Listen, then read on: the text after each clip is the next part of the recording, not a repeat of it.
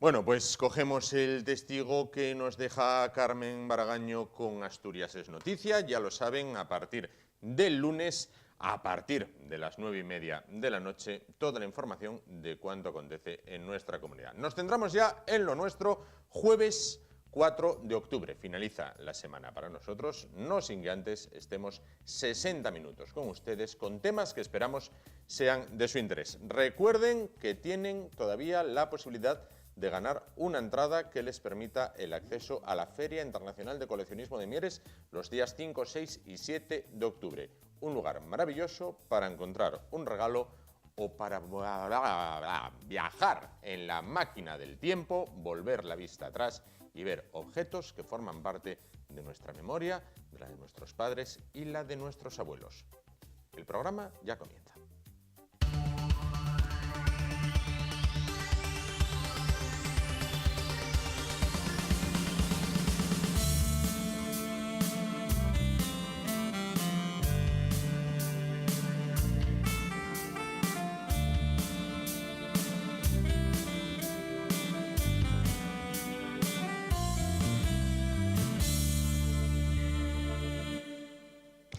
Bueno, pues comenzamos el programa de esta noche hablando de un tema que durante años ha sido tabú en España y que continúa siéndolo en buena medida.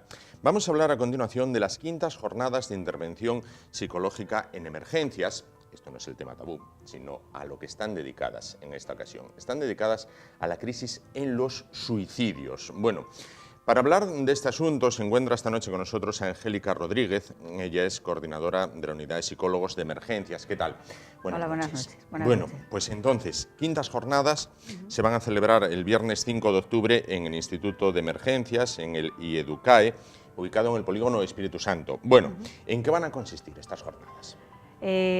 Como cada año, desde el 2014, organizamos jornadas con el único fin de divulgar, por una parte la psicología, por otra parte nuestro área, y luego dedicarla siempre a un tema determinado. ¿Vale? Sí. Este año, porque dedicamos al suicidio, y las organizamos, como siempre, en base a unas ponencias centrales, a una mesa redonda, donde siempre queremos que intervinientes, porque ya que somos de emergencias, los intervinientes tienen un papel muy importante en ellas, y en esa mesa redonda estarán intervinientes debatiendo desde distintos puntos de vista cómo ven ellos, cómo encaran, cómo trabajan el tema de suicidio, y luego una innovación que metimos el año pasado, que son 4 talleres presenciales, donde lo que pretendemos es llegar más a la gente, es decir, que la gente trabaje un poquito el tema, para que se marchen de allí no solamente con un montón de teoría que hayan escuchado, sino también con un montón de ideas y de habilidades, si es posible, sobre el tema a tratar. Entonces, más o menos es la estructura esa que tenemos de la jornada este año. ¿Con quién se va a contar?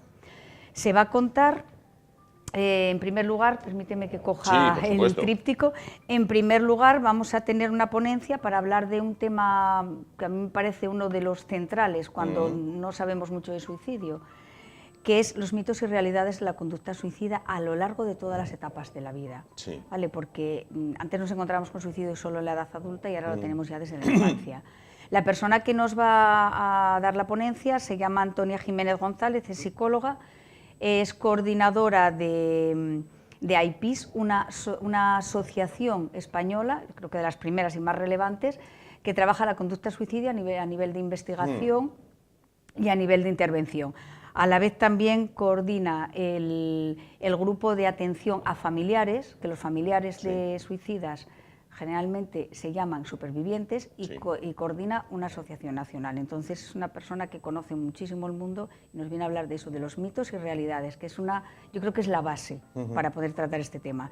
Después hay otra ponencia más enfocada quizá a nosotros, es decir, a los psicólogos de emergencias y a los intervinientes, que es la intervención in situ en crisis suicidas. Para ello viene Jordi García Sicar, que es un psicólogo del SEM, del Servicio de Emergencias Médicas de Cataluña, y compañero del grupo de emergencias de allí. Luego habrá la mesa redonda multidisciplinar, que como decía antes, lo que pretendíamos era que cada uno diera su visión. Por ejemplo, desde la Guardia Civil cuando tienen que intervenir la Policía Nacional, si tienen algún tipo de protocolo, los técnicos de emergencias sanitarias, que muchas veces son los primeros en llegar y encontrarse con toda la historia. Luego desde el médico de urgencias, que también suele estar en la ambulancia muchas veces, y desde el punto de vista psicológico también. ¿A quién están dirigidas principalmente estas jornadas? Están dirigidas principalmente a, yo creo que al público, sí al público en general, a profesionales indudablemente, a profesionales sean médicos, sean sanitarios, fuerzas y cuerpos de seguridad del Estado, trabajadores sociales, pero también al público en general, porque yo creo que desde el oscurantismo que se ha vivido siempre el suicidio en la sociedad, el que la gente tenga información le va a servir de mucho pues, para detectar posibles suicidios y demás. Entonces, sí que queremos que abarque. No queremos que la gente intervenga, no que sean psicólogos, pero que sí que tengan información para poder, desde su ámbito particular, poder trabajar, sea desde casa una persona que lo pueda detectar o los profesionales desde su campo de actuación. Claro. Bueno, vamos a meternos ya conocidos los datos de la jornada en el tema. ¿El suicidio es el gran tema tabú en España a día de hoy? Sigue siendo el gran tema tabú, sigue siendo el gran oscurantismo, sigue estando escondido. Te voy a dar una anécdota nada más de un caso de una señora que se suicidó y dejó una nota suicida. Lo primero que pidió al principio es perdón, suelen hacerlo así, pide perdón, y lo segundo que dijo, que ponía era: hija, por favor, diles que me ha dado una embolia, pero nunca digas que me he tomado pastillas. Con eso creo que ya te puedo responder al oscurantismo que tiene. Y lo tiene desde todos los ámbitos. Lo tiene desde los medios de comunicación, lo tiene desde las casas, desde las casas en particular. Es como un estigma decir que se ha suicidado a alguien, ¿vale? Lo tiene desde todititos los ámbitos. O sea, es un tema que nunca se han dado datos, de hecho los datos estadísticos no son reales, normalmente no son reales. Por ponerte un ejemplo, a nivel de accidentes de tráfico, se calcula que unas 1.900 personas que puedan estar encuadradas en accidente de tráfico, como muerte por accidente de tráfico, han sido por suicidio. Lo que ocurre es que en el momento que no vean que se ha tirado, que se ha precipitado, o que tengan datos o que haya notas suicidas o algo, el juez automáticamente decreta que ha sido un accidente. Entonces, tanto muchos precipitados como muchos accidentes de tráfico son un suicidio, con lo cual los datos están desvirtuados. Eso y que hay pocos datos. Dentro de los pocos datos que hay, se lleva un registro de cuántas personas al año se pueden suicidar en España. En España no lo sé, te puedo decir que a nivel mundial hay una, no lo sé, ahora mismo no recuerdo, una muerte cada 40 segundos. Cada 40 segundos por suicidio. Cada 40 segundos hay una muerte por suicidio a nivel mundial. En España sí es verdad que tenemos un índice alto, en Asturias, Asturias y Galicia van a la cabeza, a la par, probablemente a Galicia un poco más que Asturias. Vale, y la cantidad de suicidios y la cantidad de intentos es muy alta. Otro dato importante es que lo intentan más las mujeres que los hombres en una proporción de 3:1, pero a la hora de consumar, consuma más el hombre que la mujer también en una proporción de 3:1. Los datos son muy alarmantes. Entre la primera y la segunda causa de muerte trágica a nivel mundial y a nivel nacional en este país también. Bueno, vamos a desmitificar algunos temas. Suicidios, medios de comunicación, perdón. Se dice, es una corriente extendida, los medios no deben informar de los suicidios porque crearían un efecto llamada. ¿Esto es así? Sí, se ha dicho y de hecho así se hace. Se deja pasar por alto, si se puede no se dan esos datos y los medios de comunicación no saben trabajarlos y tienen miedo a ese efecto llamada. Si recuerdas bien, ese efecto llamada ocurría antes también con la violencia de género. Cuando salió a la luz, cuando se le dio visibilidad en los medios de comunicación, por lo menos lo primero que haces es generar planes de prevención, planes de actuación, que ha ayudado a violencia de género, no tengo datos exactos, pero vamos, tengo muy claro que se han bajado las cifras, y en suicidio también se bajaría. Necesitamos darle visibilidad, porque yo creo que ayudaría incluso a la propia persona que está planeando un suicidio, porque no se va a sentir tan sola, va a sentirse como parte de un colectivo que tiene una problemática y a lo mejor, esto es nada más que un supuesto y cosecha personal mía, le podría ayudar incluso a pedir ayuda más fácilmente, mientras que si todo está tapado es mucho más fácil que todo lo planee en la oscuridad, que todo se quede en la oscuridad y que la vergüenza y el estigma le acompañe. Otra idea generalizada, la persona que avisa de que se va a suicidar no se suicida, ¿esto es así? Eso es uno de los grandes mitos, uno de los grandes mitos que existe. Mentira. O sea, la persona que se suicida ha avisado siempre antes, siempre. de alguna manera u otra. De hecho, después, cuando recopila datos la familia, se va dando cuenta de que iba dejando señales, que iba dejando pistas, ¿verdad? Uno de los datos que hay, por ejemplo, es que casi el 60% en los últimos meses ha acudido muchas veces al médico. Es uno de los datos por ahí que hay, ¿no? Hay más indicios, pero siempre hay algo, siempre hay a veces dejan arreglados papeles, hacen un testamento cuando no tenían pensado hacerlo, dicen frases relacionadas con total, ya lo tengo todo hecho, claro. No me importaría desaparecer, ¿qué pasaría si...? O sea, siempre dejan algún indicio, siempre hay algún cambio conductual en las personas a lo largo del tiempo. Correcto. ¿Qué lleva, por lo general, a una persona al suicidio?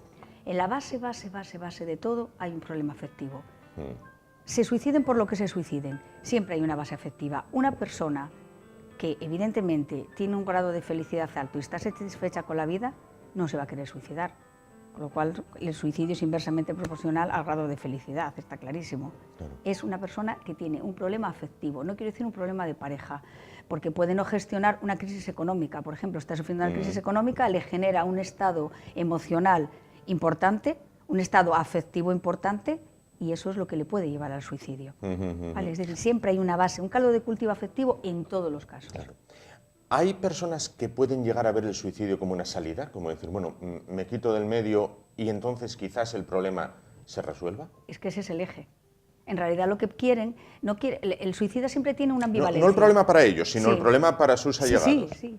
Siempre vive la ambivalencia de vivir o morir, siempre, ¿no? Y en realidad lo que busca es salir por una puerta para arreglar a los demás. O sea, si yo me muero, ellos se quedan más felices. Esa es una frase que oímos también muchísimo. Es que ¿para qué quieren aguantarme aquí? Con la lata que les doy, etcétera, etcétera. Eso ya, si hablamos de personas ancianas, eso lo escuchamos continuamente.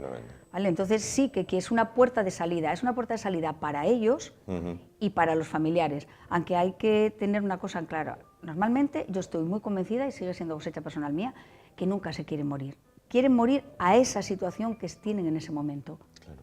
Pero no quieren morir a la vida. Lo que necesitan es un cambio, necesitan buscar una libertad y buscar una paz. Y ese es el escape que pillan, para ellos o para el entorno. Sí, perdón. No, que normalmente muchos sí que se excusan que es por el entorno, eso sí que es verdad. ¿Y la familia cómo queda después de un suicidio? ¿Se sienten culpables de, madre, no escuché, no vi, no presté atención, no supe tratar este tema? Yo creo que se da, bueno, no te voy a decir el 100% de los casos, pero vamos a dejarlo en el 99,9%. Sí, la culpabilidad siempre está. En no haber sabido escuchar, en haber minimizado los mensajes, porque muchas veces hay gente que dice, yo me voy a quitar de delante y así acabo con todo, en una discusión, ¿no? Y decimos, eso es una frase hecha. Pues no es una frase hecha. Hay que estar siempre al tanto de esas cosas. Lo que ocurre es que tú se lo escuchas a tu madre, a tu mujer o a tu hijo y evidentemente no piensas que va a ser así. Claro. En la familia queda mal, el sentimiento de culpa siempre va a estar presente. Y luego yo creo que son los eternos olvidados, sienten muchísima vergüenza, esa es la segunda parte. Aparte de la culpa tiene la vergüenza, tienen el estigma encima. Es como, y luego se sienten como culpabilizados por el exterior, es como si el exterior, de hecho una de las preguntas que la población hacemos cuando sabemos que alguien se le ha suicidado en familiares, ¿pero no os habéis dado cuenta? Eso es lo primero. Imagínate, con esa frase lo que estamos es culpabilizándolos muchísimo más.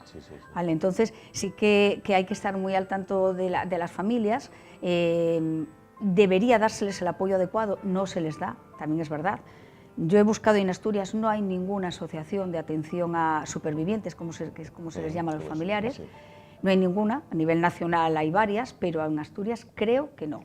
Creo que no. ¿Y hay prevención ante el suicidio? Bueno, no hay un plan de prevención global a nivel nacional y estamos hablando de un problema de salud pública.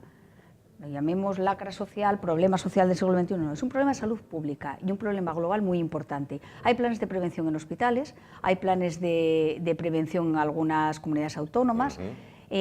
Centrándonos en Asturias, ha salido este año un plan de prevención en atención primaria. Pero yo creo que lo que deberíamos luchar es por un plan de prevención global a nivel nacional, que luego, evidentemente con las competencias autonómicas, se fuera focalizando cada uno en su sitio. Otro dato que te puedo dar, en Barcelona, Carmen Serra, me parece que se llama, una psiquiatra que lleva 30 años estudiando el suicidio, en uno de sus primeros planes de prevención, hace 10 años, consiguió reducir el reintento de suicidio en un 23%. O sea, sí que los planes de prevención funcionan. cita ahora la palabra reintento, es decir, la persona que lo intenta y no lo consigue, ¿es proclive a volver a intentarlo? Es uno de los primeros síntomas que hay que tener en cuenta. Llegan a intentarlo 5, 6, 7, 8 veces o muchas más. ¿Vale? Volviendo a un tema que me pareció tremendamente interesante, que citaba usted al principio. Tradicionalmente han sido personas ancianas, quizás las que, por lo que decía usted, ¿no? Bueno, pues no quiero dar qué hacer en casa, me voy a quitar de delante, bueno, me quito y ya dejan de sufrir, bueno, y se suicidaban. Ahora, jóvenes y muy jóvenes, incluso, bueno, pues vemos casos lamentablemente acosados por redes sociales, por sus propios compañeros, acosados en el colegio, en el instituto.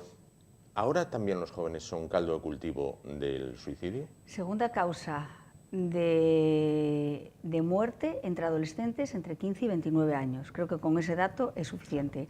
Llama muchísimo la atención, o sea, en adolescentes ha subido mucho, pero a mí me llama mucho más la atención en la infancia. En la infancia no se contemplaba, vamos, ni se pasaba por la cabeza. Yo puedo dar datos personales míos. Yo he visto a un niño de 8 años en mi consulta decirme que no merecía la pena vivir, que no quería vivir. Eso en un niño de 8 años era impensable y asusta bastante. ¿Y qué se hace con un niño de 8 años delante cuando te dice no merece la pena vivir? Trabajar los afectos. Bueno, en principio digerirlo. Claro, que cuesta muchísimo. Y luego, ¿qué se trabaja con él? Los afectos, principalmente los afectos, que se sienta afectivamente querido, que se sienta, que él también lo dé a la vez que lo reciba, que se trabaje un poco la estabilidad desde ahí, la estabilidad desde el niño. Siempre llega a esa conclusión porque hay una inestabilidad, probablemente en su entorno, probablemente no fijo. Para finalizar, ¿hay etapas culturalmente donde hay, digamos, un cierto culto al suicidio? Estoy pensando, por ejemplo, en la etapa romántica, bueno, donde muero de amor, entonces Romeo y Julieta, bueno, pues grandes clásicos de la literatura, del teatro, de la ópera, incluso se basan en suicidios. Ahora creo, los chavales lo podrán decir, una saga llamada Crepúsculo, que también, bueno, pues ahonda en estos temas. ¿Hay también frivolidad a la hora de esto? Sí, pero de todas las maneras tiene... A ver, sí que hay frivolidad, pero de todas las maneras en la base está algo muy serio. Estamos hablando de quitarse la vida. Y no es algo que se haga en base a nada que sea muy importante. Claro. Tiene que haber un problema de afecto muy, muy, muy importante. Y yo creo que una pregunta o una afirmación que le hago a veces a la gente, hay que tomar muy en serio, cuando una persona no quiere vivir, hay que tomarlo muy en serio, porque yo personalmente... no sé, se lo diría al público que nos está escuchando, a ti, a quien sea, no estamos pensando en morirme. Yo un día normal, yo no estoy pensando en quitarme la vida. Entonces, cualquier persona que quiera quitarse la vida, en la base hay un problema muy importante y hay que estar al tanto siempre, a cualquier manifestación. Pueden decir los medios que hay efecto llamada, no hay efecto llamada. Sí que puede haber, probablemente, imitación en la forma de suicidarse, pero ya había el suicidio de base. Claro. Vale, yo no estoy viendo la tele y veo que se murió Kurt Cobain y con las mismas me suicido yo. Yo ya quería suicidarme previamente. Y hay que tenerlo muy en cuenta. O sea, no hay un romanticismo, no hay un nada. Entre Romeo y Julieta probablemente lo que había era una desesperación de no poder estar juntos y les llevó a ello. Creo. Bueno, pues Angélica Rodríguez, coordinadora de estas quintas jornadas de intervención psicológica en emergencias en este año dedicadas al suicidio, el 5 de octubre a partir de las 9 de la mañana y hasta las 8 de la tarde, jornada densa. Muchísimas gracias por estar esta noche con nosotros. Gracias a vosotros por invitarnos. Bueno, pues nosotros nos vamos muy rapidito a publicidad, volvemos y cambiamos totalmente de asunto y continuamos el programa esta noche. Hasta ahora.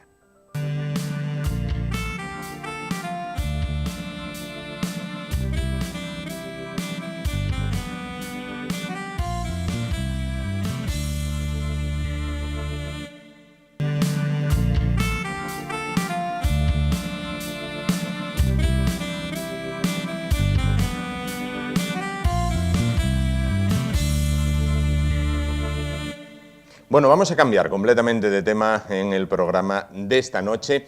Bueno, pues nos encontramos a las puertas prácticamente de la Noche Blanca en Oviedo. Bueno, pues un buen número de actividades culturales y uno de los centros o epicentros de esas actividades culturales en la capital asturiana y, por qué no, para toda Asturias, es el Museo de Bellas Artes de Asturias, que recientemente ha presentado lo que es su nueva temporada, su nueva programación de temporada, lo que es la oferta museística, para hablar de ello, bueno, pues quién mejor que el director de esta infraestructura, Alfonso Palacio. ¿Qué tal? Buenas noches. Buenas noches. Bueno, pues entonces, nueva temporada para ustedes, nuevos contenidos. ¿Qué ofrece el museo para sus visitantes? Sí, efectivamente, hemos presentado hace muy poquitos días la programación para este último cuatrimestre y lo que ofrecemos son varias exposiciones, dos ya estaban inauguradas en julio, pero son dos exposiciones muy importantes que podrán verse a lo largo de este cuatrimestre, que es la dedicada a Picasso, Braque, Gris, Blanchard, Miró y Dalí, vanguardias artísticas en la colección Pedro Masaveu y en la colección Masaveu. Es una exposición de 8 obras, pero de 8 magníficas obras maestras en algunos casos de estos pintores que construyeron algunos de los discursos vanguardistas más importantes del siglo XX y algunos de ellos pintores que están ya en la historia del arte universal, como puede ser Picasso, Braque, Miró, Dalí o el propio Gris. Tenemos esa exposición que va a estar todo este cuatrimestre hasta enero de 2019. Tenemos una exposición muy interesante también en torno a las viñetas y los artistas que hicieron esas viñetas de una publicación fundamental para todo lo que ha sido la construcción cultural en España desde el año 1923 hasta la actualidad, como es Revista de Occidente. Esa la vamos a tener hasta finales de este mes de octubre. Y luego se han venido inaugurando y se inaugurarán otras exposiciones como la dedicada al pintor asturiano contemporáneo Javier Victorero, dentro de esa programación que tenemos de proyectos específicos para el Museo de Bellas Artes de Asturias realizados por artistas contemporáneos asturianos, una exposición estupenda que puede verse en la planta baja y salas de exposiciones temporales del Palacio de Velarde. Vamos también a inaugurar una exposición pequeñita de gabinete, de cámara, en torno a artes industriales y decorativas que tenemos en el museo, a lo que denominamos otras colecciones, pero que es un fondo importantísimo. Y una exposición en la que también tenemos mucha ilusión para este cuatrimestre y que inauguraremos el 30 de noviembre, es la que vamos a hacer en La Caridad, en el Complejo Cultural Las Quintas. Es la quinta exposición que el Museo de Bellas Artes hace ya fuera de sus muros. Nos gusta proyectarnos sobre el territorio, somos el Museo de Bellas Artes de Asturias, nos gusta hacer territorio, nos gusta hacer comunidad, que es la dedicada a las estampas de Goya. El museo tiene una importantísima colección de estampas de Goya y nos llevamos una selección a La Caridad. Bueno, perfecto, hay que hacer patria por toda Asturias, ¿verdad? Obra invitada. Sí, efectivamente, la programación luego se complementa con otros ejes importantísimos en los que venimos trabajando ya desde hace unos cuantos años, como son las conferencias, muchas de ellas las que hemos programado y vamos a programar vinculadas a esas exposiciones, la obra invitada que traemos este cuatrimestre, que es una obra invitada importantísima, fundamental para nosotros. Es una obra de un pintor que nosotros queremos mucho, que hemos coleccionado mucho, Luis Fernández, y la traemos del Museo Reina Sofía. Traemos un estupendo, magnífico retrato, en este caso del año 1935, de una de las épocas más interesantes de este pintor nacido en Oviedo, pero educado en Madrid, Barcelona y sobre todo en París, que nos permitirá además establecer una relación con una obra que nosotros tenemos de este pintor en la sala monográfica dedicada a Luis Fernández, que tiene el museo, que es la sala 22 del museo, que es la ya famosa, y digo famosa porque es una obra que está teniendo despertando muchísimo interés, la ya famosa Anamorfosis, que representa al mismo personaje que está representado en la obra que va a venir del Museo Reina Sofía de Luis Fernández, solo que en la Anamorfosis, sometido a esa deformación de la perspectiva, a esa contracción longitudinal del espacio pictórico, y en la obra que nos viene del Reina Sofía, magnífica, visto de manera tridimensional y en una perspectiva, si se quiere, renacentista. Entonces el diálogo que vamos a poder establecer entre esas dos obras de los años 30, las dos, yo creo que va a ser un diálogo realmente interesante, además en torno a un pintor, a uno de los pintores también más interesantes por singular, por profundo, por depurado, por despojado, sobre todo al final de su vida, que fue Luis Fernández. Perfecto. Además, actividades paralelas, al margen de lo que es visitar el museo y ver los cuadros, las distintas obras, actividades paralelas. Sí, efectivamente. La programación se complementa con, aparte de, como bien dice, toda esa colección permanente magnífica que el visitante, el usuario del museo puede recorrer, además de manera gratuita, como gratuitas son el resto de actividades que programamos en el museo. Hemos también programado un ciclo de cine. Nosotros, la manera como trabajamos el cine es siempre conectándolo o relacionándolo con el arte, con las artes plásticas, ¿no? Claro. Y entonces, para esta ocasión creo que hemos armado un ciclo de cine interesante relacionándolo, en este caso, ese ciclo de cine con esa exposición de vanguardia artística internacional a la que antes me referí. El título del ciclo es Picasso y Braque van al cine. Y a través de 4 películas, o de una serie de películas, lo que vamos a establecer es las relaciones que estos artistas de vanguardia tejieron con ese invento maravilloso que en aquel momento empujaba, como pocos, como era el del cinematógrafo, que les influyó, por el que sabemos que se sintieron muy atraídos, que les influyó en su labor como artistas, y al mismo tiempo ver los caminos no solo de ida sino también de vuelta, ver cómo a lo mejor la obra de estos artistas de vanguardia también pudo influir en determinadas maneras de entender la sintaxis y la gramática cinematográfica. Es un ciclo de cine que arrancaremos en el mes de noviembre y que esperemos que también guste mucho, y junto al ciclo de cine pues toda una gama y cantidad y calidad enorme, o de enorme calidad, de actividades relacionadas con la educación, ¿no? La misión educativa de los museos es una misión muy importante, ¿no? Desde los museos preservamos, conservamos nuestro patrimonio, investigamos, es decir, generamos conocimiento, pero también educamos. Es otro de los grandes pilares que debe atender y que debe sostener todo museo. Pues bien, tenemos toda una serie importantísima de actividades educativas dirigidas a niños, familias, escolares, adultos, personas con discapacidad. Sí. Tenemos también una actividad inédita hasta este momento, que es un seminario orientado hacia estudiantes universitarios. Queremos que esos estudiantes, los estudiantes universitarios, vengan cada vez más al museo, y les hemos preparado un seminario sobre el Greco y la pintura moderna en el Museo de Bellas Artes de Asturias, en colaboración con el Departamento de Historia del Arte de la Universidad de Oviedo. Y luego también tenemos 2 actividades singulares, como son talleres para familias y niños de 0 a 3 años. Ah, qué bien. Ese segmento de 0 a 3 años es un segmento de no muy fácil trato por los museos y por lo tanto no muy cultivado por los museos, pero nosotros ya llevamos varias experiencias y varios trabajos en torno a ese segmento de 0 a 3 años que han funcionado muy bien y que han tenido una gran demanda de público. Lo volvemos a programar en este cuatrimestre, y luego nos introducimos también en el mundo de las aulas hospitalarias. ¿Aulas hospitalarias? ¿Qué son? Sí, las aulas hospitalarias son aulas que hay en hospitales, casi siempre vinculadas al ámbito de la infancia, en las que se trabajan de diferente manera. Y nosotros lo que queremos hacer en ese entorno de las aulas hospitalarias es llevar algunas de las actividades que hacíamos en el Museo de Bellas Artes para niños, sobre todo la actividad que es la que vamos a programar, un detective en el Museo de Bellas Artes, pues llevar esa actividad que veníamos haciendo y orientada para niños en el Museo de Bellas Artes, sacarla del museo y llevarla a ese entorno, a ese dispositivo de las aulas hospitalarias, para que niños que por desgracia, debido a enfermedades, no pueden acercarse al museo, tengan la posibilidad de que en este caso sea el museo quien se acerque a ellos, rompa otra vez sus muros, salga de sus espacios y proyecte una extensión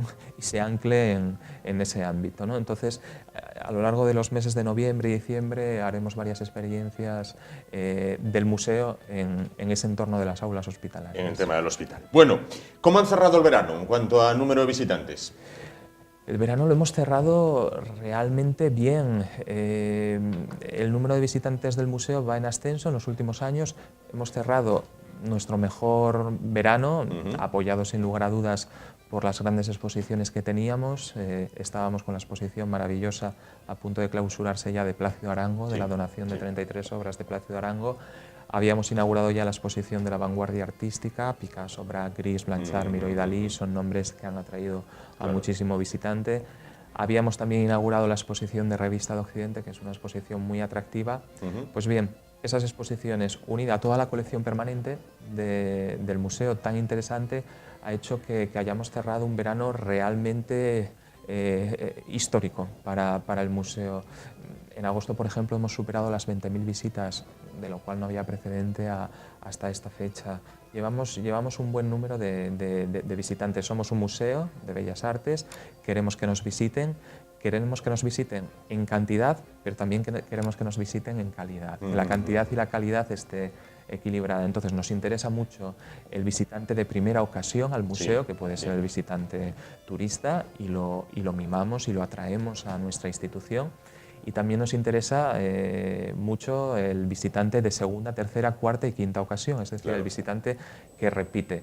Y sabemos que repite porque el museo ofrece, a través de estas programaciones que diseña cada 4 meses, toda una serie de actividades, conferencias, exposiciones, publicaciones que le hace a ese visitante de segunda, tercera o cuarta ocasión sentir el museo como algo vivo, ¿no? Nosotros queremos que el museo sea algo vivo, algo activo, algo dinámico, un lugar donde hay algo que siempre permanece, donde hay esa especie de bajo continuo, ¿no? Esa especie de ostinato que escuchamos constantemente, como es la colección permanente, aunque estamos haciendo relecturas y rotaciones en torno a ellas, pero donde hay algo siempre que puede cambiar, ¿no? Entonces, proyectar esa imagen, gracias a esta programación, yo creo que es la que ha hecho que el número de visitantes pues vaya en esa dirección y en esa línea ascendente y en ese incremento. Un tema, micromecenazgo o amigos del museo. ¿Por dónde se decanta el Museo de Bellas Artes de Asturias? No son dos cosas excluyentes, son dos cosas complementarias. El micromecenazgo es esta práctica que ha saltado ahora últimamente a los medios de comunicación en España, porque el Museo del Prado ha activado una campaña de micromecenazgo para la compra de un cuadro estupendo de Simone Bouet, Niña sonriente con pájaro, que no podía adquirir porque no tenía a nivel presupuestario la cantidad de dinero suficiente para comprarlo, y que a través de esta práctica de micromecenazgo, es decir, de pedir donativos, cantidades de dinero que pueden ir de los 5 a los infinitos euros que la persona física o jurídica quiera, pues trata de adquirirlo. Es una práctica buena en el sentido de que tiene por objetivo final la compra del cuadro, pero a través de un mecanismo de participación y apertura del museo, en el sentido de implicación hacia esa ciudadanía o hacia esa comunidad que lo sostiene, ¿no? Entonces, es una práctica que no ha inventado el Prado, que ya antes otros museos, el Louvre, por ejemplo, museos británicos, la habían hecho... Museos grandes, quizás, ¿no? Sí, museos grandes, y la habían puesto en marcha excepcionalmente. A mí me parece que es una práctica buena, positiva en ese sentido, en el sentido sociológico en la que puede ser leída. Creo que tiene que ser una práctica puntual, excepcional, y tiene que ser una práctica, y retomo un poco la pregunta que me había hecho, detrás de la cual está muchas veces, o tiene que estar muchas veces, una potentísima asociación de amigos de ese determinado museo, como tiene el Prado, como tiene el Louvre, miles y miles y miles de amigos, que son de los que parten buena parte de esos donativos o de esos ingresos. Así que con una muy buena asociación de amigos de museos se pueden poner en marcha ese tipo de prácticas de micromecenazgo. Al Prado le deseo, y sobre todo yo creo además también que tal y como van los números, le auguro un éxito en la consecución de ese objetivo final de compra de ese magnífico Simone Bouet. Nosotros como museo la práctica de micromecenazgo no nos la planteamos de momento, porque lo que estamos poniendo en marcha, y queremos que para el verano de 2019 sea ya una realidad, es esa necesaria ya, además sobre todo a raíz del volumen de visitantes que vamos viendo que va teniendo el museo, estamos poniendo en marcha ya esa asociación de amigos del Museo de Bellas Artes de Asturias. Ya hemos establecido las primeras reuniones con ciudadanos, con agentes sociales, deben tirar de esa asociación. Y me gustaría que, en este caso como director del museo, que para ese verano de 2019 ya fuera una realidad. Llevamos trabajando ya unos meses en diferentes frentes vinculados a esa asociación y yo creo que esa asociación le va a dar un gran empujón en sus fines y objetivos, que son los de difundir el museo, colaborar con él en todas aquellas cuestiones con las que colabora o trabaja el museo, apoyarlo, bueno, todos esos fines que tiene toda asociación de amigos de un museo. Claro. Bueno, para finalizar, estamos en la noche del jueves, estamos casi a las puertas de la Noche Blanca. Así es. El museo va a abrir sus puertas también. ¿Qué se van a encontrar los asturianos que lo visiten? Pues se van a encontrar... ¿En qué horario? Vamos. Sí, se van a encontrar... Nosotros el sábado abriremos en horario normal hasta las 8 de la tarde y luego abriremos en horario de Noche Blanca de 10 de la noche a 2 de la mañana. Abriremos el edificio de ampliación, como venimos haciendo todos estos años. Y lo que se van a encontrar, aquellos asturianos que quieran visitar nuestro museo en horario de Noche Blanca, se van a encontrar, por un lado, la visita a la colección permanente de esa ampliación, que es sobre todo la vinculada al arte contemporáneo. Van a poder visitar esa magnífica exposición de arte de vanguardia, Picasso, Braque, Gris, Blanchard, Miró y Dalí. Es una exposición que les recomiendo a todo el mundo que antes o después visite, porque es una exposición pequeña, muy decantada, muy depurada, pero de una gran intensidad en cuanto a su calidad. Y luego van a poder también disfrutar de un taller de grabado que Fermín Santos y César Ripoll van a estar durante toda la noche desarrollando en la sala 19 de la ampliación. Y cada persona inscrita, apuntada, se llevará al final de cada una de esas sesiones su correspondiente grabado. Anda, pues entonces, para no perdérselo, pues Alfonso Palacio, director del Museo de Bellas Artes de Asturias, muchísimas gracias de verdad por estar esta noche con nosotros. Todo el éxito del mundo para esta nueva temporada y también para esa Noche Blanca, de la cual, bueno, pues esperamos pasarnos por allí y poder visitar un poquito de lo que usted nos ha hablado. Pues muchas gracias a ustedes. Gracias. Nos vamos muy rápido a publicidad, volvemos y vamos a hablar de otro tipo de arte. Citaba antes el director del Museo de Bellas Artes el trabajo cinematográfico. Bueno, pues en este caso vamos a hablar de trabajo de vídeo y hecho muy desde el corazón, tanto por la persona que lo hace como la temática que aborda. En un momento volvemos.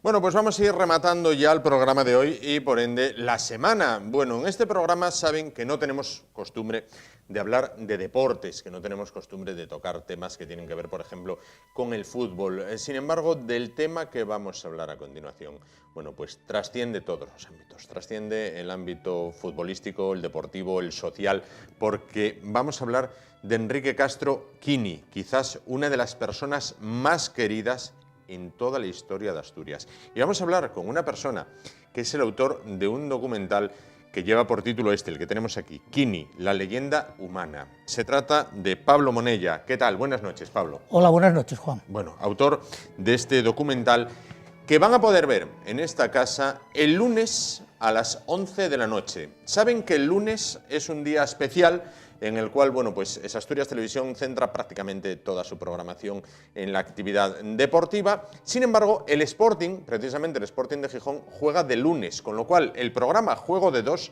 se parte en dos, valga la redundancia.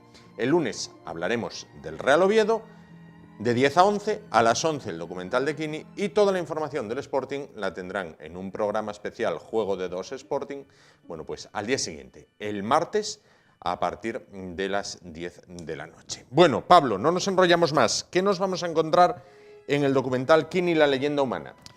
Pues mira, Juan, precisamente con la introducción que tú hiciste es donde yo hago hago hincapié precisamente cuando presento el documental en los distintos foros donde el día del estreno y cuando se pasó en otros foros, de que no esperen ver aquí los grandes goles de Quini, ni esperen ver las opiniones de los Maradonas, Valdanos, etcétera. Nada de eso. Aquí yo trato la figura de Quini precisamente desde el aspecto humano, el aspecto de la persona, una persona que ha pasado por muchas vicisitudes en la vida, unas muy buenas y otras a última hora no tan buenas como todo el mundo sabe, y es donde yo hago hincapié.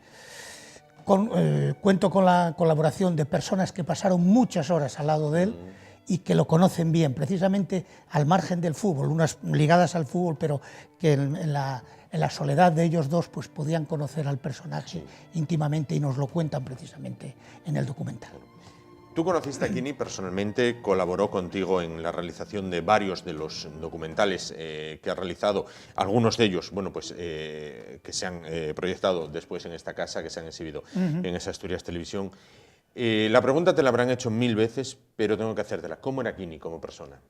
Quini como persona era un monstruo, porque es que era imposible que se negara a nada. Cualquiera que le pedía una foto, que le pedía un autógrafo, que querían que fuera a los paralíticos cerebrales, que fuera a una asociación, que querían poner algo en publicidad, vamos, ahí estaba Quini.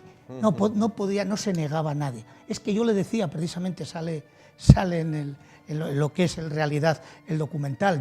Este documental yo le acababa de grabar antes de su fatal desenlace, el fallecimiento, le acababa de grabar para un programa que yo anuncié aquí en la proyección de Candás, de Hay Candás, con Pipo Prendes, de los valores humanos de la sociedad. Y había hablado con él y le había grabado para esto.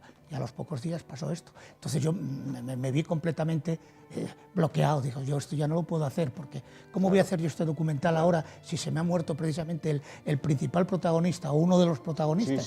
Ya tenía otros grabados y tenía otros precisamente en espera para realizar la grabación. Pero la gente, cuando se lo contaba, la gente me decía, coño, el mejor homenaje que haces es seguir adelante, o por lo menos cuéntale a la gente cómo era y a través de todo lo que te colaboró. Y entonces estuve haciendo yo mis cábalas y dije yo, bueno, voy a hablar primero con la familia, con los hijos, que los hijos, bueno, Quique y Óscar jugaron conmigo en el Revillagigedo, los tuve yo en el Revillagigedo, Jorge también, aunque no jugó, es muy amiguete mío, incluso Lorena y María Nieves, la mujer de Quini, pues bueno, la época que jugaban con nosotros, viajaba con nosotros a Santander, que jugábamos en Liga Nacional, en fin, tenía mucha amistad. Entonces, una vez que conseguí el beneplácito de los hijos para poder seguir adelante, me lancé a hacer un guión aprovechando todo lo que tenía. Y precisamente aquí vamos a ver, pues eso, todos los retazos en donde él participó en Gijón del Alma con Víctor. Precisamente se recuerda el 2015 el ascenso del Sporting, que lo comentan entre ellos dos. Luego con Pipo también la famosa canción de Gijón del Alma, porque la música, que sabes que es un factor importantísimo en el cine. Puede haber muy buenos actores, pero como no haya una música, la música se acabó, la cinta ya no tiene éxito. Pues yo aquí tengo la suerte que la banda sonora, que son Sueños Interminables de Zero Project, es una banda, ya la irán viendo, fabulosa. Y luego tengo la suerte de que mi gran amigo Pipo Prendes, y muy amigo de Quini, me dio también la autorización para incluir 2 canciones. La de Ahora Quini Ahora, que la hemos grabado en el Molinón, vacío completamente. La hemos grabado se la he grabado a Pipo con los medios modestos que yo utilizo, que es una simple cámara y tal, pero la profesionalidad de Pipo, hemos hecho varias tomas, varias grabaciones y luego hemos hecho un montaje, ha quedado preciosa, parece que el propio Molinón está retumbando oyendo esa canción, cantándola Pipo tal. Y luego al final, precisamente cuando acaba el documental, otra canción también de Pipo, que es No morirá la dulce voz, que precisamente la cantó también él en directo en el funeral, que es una canción preciosa. Es donde Pipo expresa toda la sensibilidad. Y todo lo que eso es una canción, Juan, que se nos entremezclan los sentimientos. Mitad dolor, mitad alegría. Y bueno, como detalle te puedo decir que en muchas de las proyecciones que hice hubo gente que salió con el pañuelo, sobre todo las mujeres, llorando, porque ya lo verán que les va a gustar. Y bueno, yo creo que ha quedado perfecto, porque vemos al Quini, incluso he incluido una toma falsa también para que se vea tal, vemos al Quini alegre, al Quini dicharachero, y luego vemos al Quini también sabiendo ser responsable. Tú imagínate un secuestro que tuvo, nos dejan ahí gente que hablan, Leli Rubiera, el jefe de prensa, incluso el padre Fuello también, que estuvieron en Zaragoza, en el Zulo donde estuvo, nos cuentan lo que pasó. Fíjate que los encontró el día del juicio y les perdonó. No quiso ni la indemnización, es verdad. No lo quiso, renunció a ello precisamente. Dice, ¿qué no tendrían que hacer estos pobres hombres para tener que secuestrarme a mí? Y cuenta una anécdota Lely Rubiera precisamente de las 3 mujeres, de los 3 secuestradores, que el día de juicio se encontraron con él a la entrada. Y bueno, eran unas mujeres, lo vais a ver en el reportaje, en el documental, vamos, no muy bien vestidas, se veían que eran personas humildes y tal. Sí. Y dice, coño, ¿qué hacen ustedes aquí, señoras? Ay, señor Kini, es que nosotros somos las mujeres de los secuestradores, de los que le secuestraron a usted. Dice, ¿y ustedes ya han desayunado? Dice, ¿qué va? Dice, venga a desayunar. Y se las llevó a desayunar el tío. O sea, que es increíble. Y luego, ya te digo, renunció a todo y sí, bueno, sí. Es increíble. Y luego, claro, la desgracia de la dichosa enfermedad, sí. Que cuando precisamente ya se creía que ese mal, ese microbio ya estaba completamente extinguido, resulta que nos viene aquel fallo del corazón, porque claro, como se hace constar también, como dice Fernando Fuello, tenía un corazón tan grande que le explotó. Pero bueno, ese corazón tan grande que se lo llevó para allá, que tal, nos lo dejó aquí como ejemplo para todos los que le conocimos y para todos los que tuvimos la suerte de convivir horas con él. Claro. Bueno, Fernando Fuello, Francisco García, Gerardo Ruiz, José Luis Rubiera, Juan Carlos Cifuentes, Manuel Méndez, Raquel Rodríguez, Toni Fidalgo, Víctor El Décima de Villa, Pipo Prendes, Juanma Castaño, Marcos Vega, nadie se ha negado. Nadie, bueno, por descontado que nadie, no. Bueno, es que además, mira, fíjate, Pipo en el momento en que le pedí otra vez, no, Pablo me autorizó, porque como sabes yo estos trabajos los registro, en el registro de la propiedad intelectual, y me autorizó a utilizar las canciones y demás. O sea, quiero decirte que nadie, bajo ningún concepto, todos, tal, yo hago precisamente el Juanma Castaño, le hago la introducción de cuando da la noticia esa noche del fallecimiento de Kini, que Juanma Castaño le invade también la pena, una emoción y tiene que cortarse, llora y demás. Y nada, vamos, Toni Fidalgo, que convivió muchísimo con él en Yaranes, en fin, ya te digo, todos se han prestado, porque bueno, este hombre se lo merecía todo. Claro. Bueno, un personaje sin duda irrepetible en la historia de Asturias, decíamos al inicio. Tiempo invertido, 65 horas has invertido en estos 89 minutos. Con esto digo, 65 horas para sacar 89 minutos. Hay gente que no se da cuenta, que piensa que es, ponte a grabar, ponte ahí, dime 3 cosas y pim, pam, pum, y ya está hecho. No, claro. Hacer las cosas lleva mucho tiempo y hacerlas bien lleva más todavía. Más todavía. Tienes que preparar el guión, tienes que preparar las preguntas, tienes que, cuando, por ejemplo, si te sale mal, repetir, tienes que ponerte de acuerdo con las personas porque tienen sus ocupaciones. Precisamente quise que participara la mujer de José Manuel Fernández, que en paz descanse, que fue futbolista del Sporting, capitán, y fue un íntimo amigo de Kini, eran como hermanos.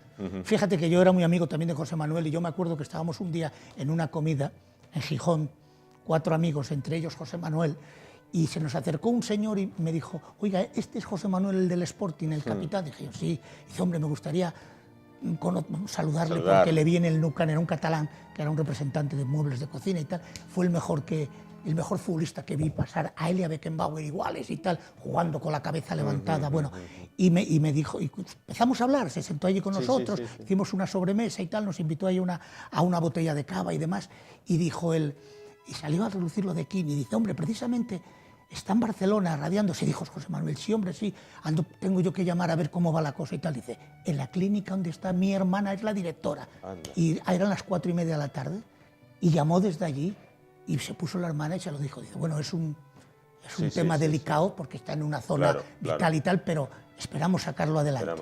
José Manuel, que era como un hermano pendiente de él, y fíjate, luego se nos marchó. A los 15 días de esto se marchó José Manuel y Kini siguió ahí. Pero ya te digo, son momentos, y la mujer le dije si era capaz de tal, dijo, sí, hombre, sí, Pablo. Como me conocía también, participo y nos cuenta también cómo se llevaban ellos dos, lo que pasó cuando el secuestro, José Manuel estuvo allí. Bueno, José Manuel hizo un libro, Compañero Kini, que sale ahí, que bueno, mucha gente lo conocerá. Y ya te digo, no se negó nadie, todos participaron muy dispuestos. Les estoy muy agradecido, ya se lo he agradecido personalmente. Y yo creo que, bueno, espero que el trabajo, como te digo, que es modesto porque lo tiene que hacer uno todo solo y que les guste. Esperemos que sí, sin duda, no se lo pueden perder, ya lo saben, el lunes a partir de las 11 de la noche. Una sí, cosa dime, te Pablo. quería decir, Juan. Presento 414 fotografías. Efectivamente.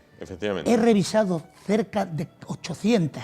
Imagínate, para seleccionar esas 400, muchas de ellas son inéditas, porque bueno, si entras en internet de Kini tienes lo que quieras, pero muchas son inéditas que me han facilitado la propia familia, los propios intervinientes que eran de su colección particular, que me las han dejado y las proyecto allí. O sea, quiero decirte que creo que he hecho lo mejor que he podido a esta buenísima persona y a este gran amigo que seguirá siempre aquí como una leyenda. Sin duda, como una leyenda humana y deportiva, en este caso. Pablo, antes de finalizar, próximos trabajos.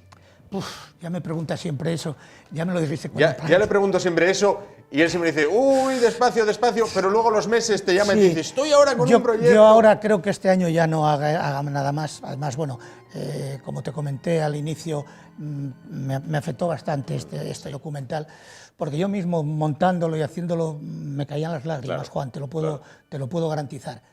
Pero siempre tengo en mi ordenador, siempre tengo algo ahí, siempre me surge de la cabeza algo y algo haré. Este año yo creo que no, vamos, a lo mejor te digo que no, y dentro de un mes o para Navidades saco algo, pero yo creo que no. Pero para el año que viene te prometo que también algo saldrá y por descontado esta casa pues, Pablo, lo tendrá. Sabes que esta casa es la tuya, que aquí estamos siempre dispuestos a recibirte con los brazos abiertos.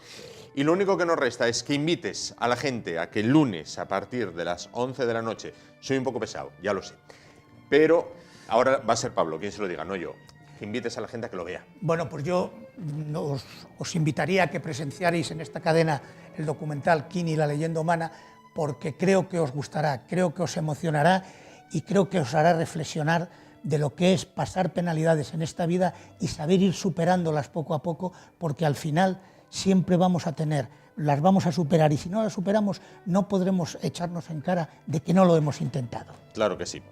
Pues Pablo, muchísimas gracias por estar con nosotros. Pablo Manella, autor del documental Kini, la leyenda humana. Gracias por estar con nosotros esta noche. Una noche con la que finaliza para nosotros la semana. Volvemos el martes a partir de las 10 de la noche, como siempre, después del informativo Asturias es Noticia. Aquí estaremos, bueno, para pasar un rato agradable con ustedes, más o menos 60 minutos. Gracias por su atención, feliz fin de semana, precaución si salen a la carretera, nos vemos el martes.